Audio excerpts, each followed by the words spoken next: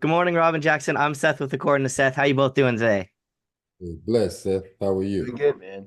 I'm doing good. Excited to speak with both of you. I've been loving the show and it's fantastic. Thank So, you. Thank you. I know we finally got some backstory, not only on McNabb, but more on the visitors. I know we're gearing up for the finale here. So, what do you both think the end goal is for these aliens? And where would you like to see our characters go next? You can start Ooh. here, Rob, first. Oh. Man, I'd love to see seasons 2, 3, 4, 5, 6, 7, 8, 9. Yep, Love to see all that, you know what I mean? What will I see? That's on, Peacock and all the writers and producers, you know what I mean? definitely. Yeah. Where do you think the aliens are? What do you think their end goal is as we head into the finale? So you going well, the aliens' end goal is to keep us isolated, Yep. try to keep us isolated so that it could do like a cat does with its prey, just slap it around until it's ready. I love that. What about you, Jackson? Well, I'll say this. When I read the finale, the cliffhanger the finale ends on and where they set up for potential season two, I was like, oh, that's the show I want to watch. That's where I feel like the season one is just setting up this dope season two. Like that cliffhanger, I was like, man, that's what the series should be right there. Hmm. It's it just sets it just opens up the gates to a whole new thing. Everything you've been scared of, everything you thought you knew, and then it's like, bam, it's crazy. So I'm excited for people to see that cliffhanger because I think they're gonna go nuts and want to see way more. I agree. I'm excited. And Jackson, for you here, although you're not in the series as a regular, your time on the show was like so impactful and so intense. What was it about McNabb that you think Travis really latched onto? Because kind of in a way, he becomes a father figure to him. Yeah, Seth, you're so right in noticing that. I think, there's not a lot of information on where Travis comes from and what his backstory is, but you do hear that he doesn't really have any family for one reason or Hmm. another. And he's at kind of a point in his life where he doesn't really have a purpose. He doesn't really know who he is. He doesn't know what he wants to do with his life. He's just kind of lost and aimless, and that's a very vulnerable place. So when McNabb comes in, and yeah, he sort of latches onto that because now here's someone who's listening to him, treating him like a human, being there for him. He kind of just he does become sort of this father figure, but I think it's really just because he's at McNabb comes and finds him at a place where he's just so lost. Definitely. It's the short time that you guys are together, the chemistry, there's like so much chemistry between the two of you. And I thought you both did just such a fantastic job. Um, Thank you. Of Well, thank course, Rob McNabb. So he has an early run-in with these visitors, and we learn about the scar from the trap, and we learn more about what happened to your daughter. Do you think we're ever going to see another flashback of how this went down? And is that something you'd like to explore more, or keep it at the story that you were describing to Jackson's character? Hey, I'm down to explore all the layers. Let's peel the onion all the way back, you know? Yeah, there's a lot there. I feel like we could get a whole nother episode with just you two. Yeah, a Let's do whole it. lot, just peel Let's that. do. I would love to see more Travis and McNabb because I think it's Oh, such it's such an odd pairing, right? Like Mhm. doesn't really it just doesn't make much sense, but it also like it just works really well, and that's also how I feel about working with Rob. Is like we're very different people, but for whatever reason, we just work really, really well together. That's awesome. Do you guys yeah. have a favorite moment on set then when you were filming? Playing chess with Jackson Who in won? between.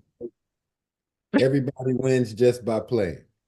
No, Rob is like a grand, like what do they call it? He's like Magnus Carlsen. Like he, I don't know where he learned this stuff, but I never stood a chance, man. We had a good time. We had a good time. It's fun though. I learned a lot. Learned a lot. That's awesome. Um, Jackson, your conversation between you and James is so intense, and you can tell kind of what Travis just went through, and it really left him traumatized. So, why do you think Travis ultimately decides to trust James? What was it? Wow, man, you're asking great questions, Seth. These are great. Thank you. Man, those Travis is going through so much when he's in the basement, right? And you just see him trying to make sense of it all, put the pieces together. Like, who is McNabb? Why did I trust him? Why did he do this to me? What are these like? He's trying to, and he's kind of just talking out loud, and it's not even like he's talking with James. He's kind of just talking to himself, and James is just there, and it's kind of falling on him. And I think, you know, he's done for. Like he's been shot twice. I think he knows by the end that that he's not going to make it. And I think kind of yeah, when you see him in his last moments, he's just glad that someone is there. He's just glad someone is there with him. That's awesome. Yeah, it was a great conversation. Like I said, both of you guys and all of your scenes in that episode were just awesome, and I loved every minute of it. Oh, Um, thank you. of course, guys. So, Rob, your character McNabb is shrouded in mystery. I know a lot of this is in the writing, but as an actor, when you read a script like this, how do you kind of like toe the line between giving up just enough on your character while still ensuring that this character is intriguing and keep it, so people don't know as much? A lot of trust in the directors. Hmm. You know, worked with some brilliant directors that basically gave us a good space that we could explore and be creative with, and at the same time, they kept us honest to the vision of the producer slash Peacock slash Ian slash James Wan. You know what I Hmm. mean?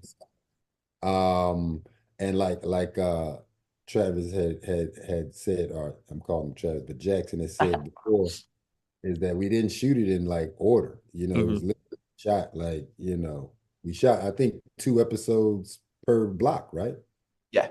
Shooting two block episodes. So it's one of those things where you gotta do your homework, be prepared, be understanding of what is at stake for your character, what they really desire and need, what the people that they're talking to mean to them.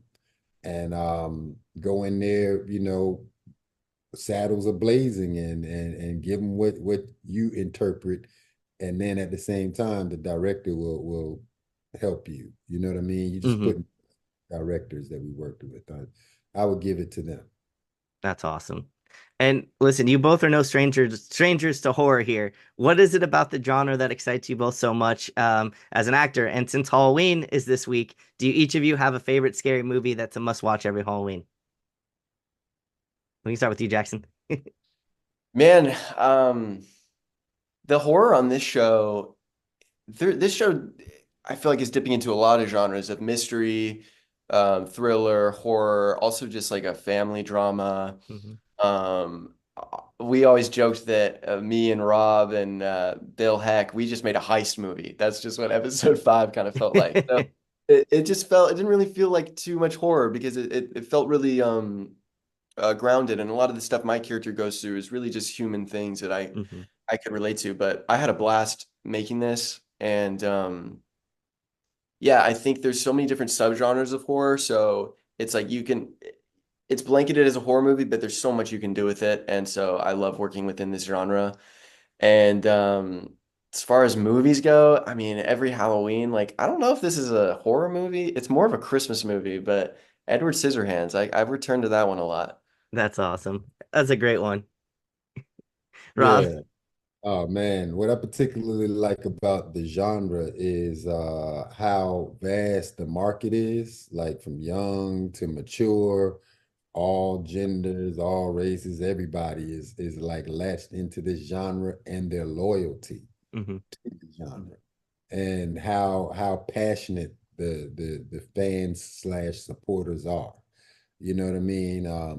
I find that to be something real interesting about the horror genre per se. And I don't even know if I would classify this as horror per se. Hmm. I think it might happen to be in its own category as like mind-bending suspense thriller, Hmm.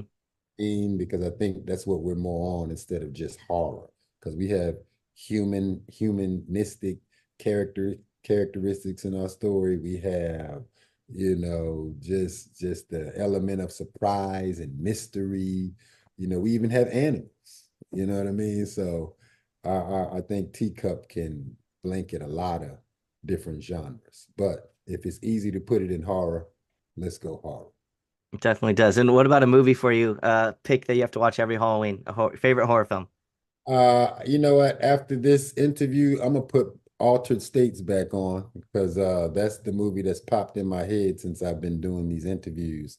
I don't even, what is that movie? I haven't even heard of that. Altered States was like from the late 80s, I want to say. And I just remember this dog transforming, sort of like what happens, you know, Okay.